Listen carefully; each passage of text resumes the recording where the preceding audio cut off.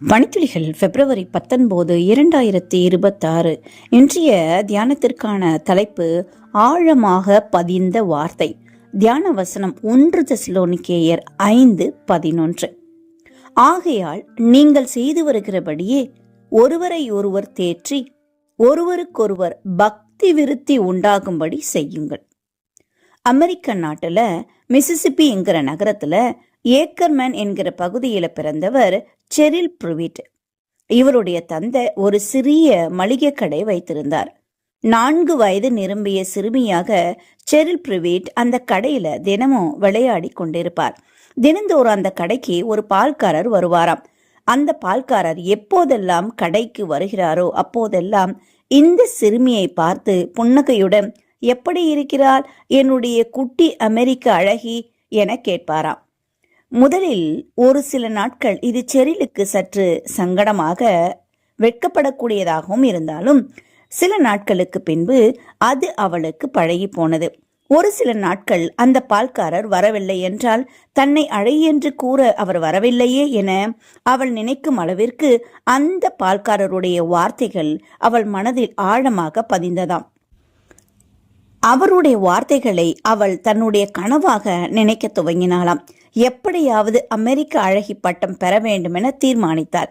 தன்னுடைய வாலிப வயதுல அந்த வார்த்தையினுடைய தூண்டுதலினால அமெரிக்க அழகி போட்டிக்கு தன்னை தயார்படுத்துவதற்கு அனைத்தையும் அவள் மேற்கொண்டாளாம். அதனுடைய விளைவாக 1980 ஆண்டு அட்லாண்டிக் நகரத்துல நடைபெற்ற அமெரிக்க அழகி போட்டியில அவள் பங்கு பெற்றாள். 4 வயது சிறுமியாக இருந்த போது தினந்தோறும் அந்த பால்காரர் கூறியது போலவே 1980 ஆண்டின் அமெரிக்க அழகியாக செரில் ப்ரூவிட் தேர்வு செய்யப்பட்டாளாம்.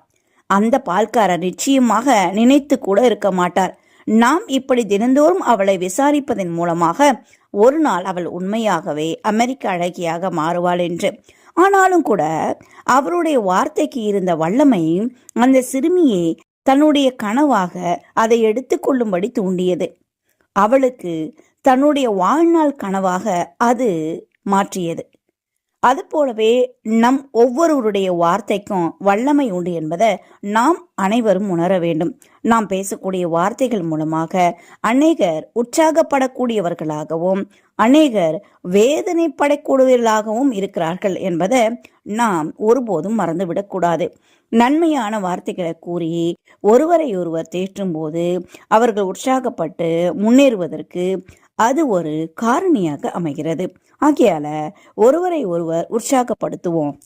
அந்த பால்காரருடைய வார்த்தை அவளுடைய மனதிலே பதிந்து ஒரு பேரழகியாக தன்னை உருவெடுத்தது என்றால் நம்முடைய வார்த்தைகள் எத்தனை பேரை உருவாக்கியுள்ளது, எத்தனை பேரை தேற்றியது, எத்தனை பேரை உற்சாகப்படுத்தியது என்று யோசிப்போம்.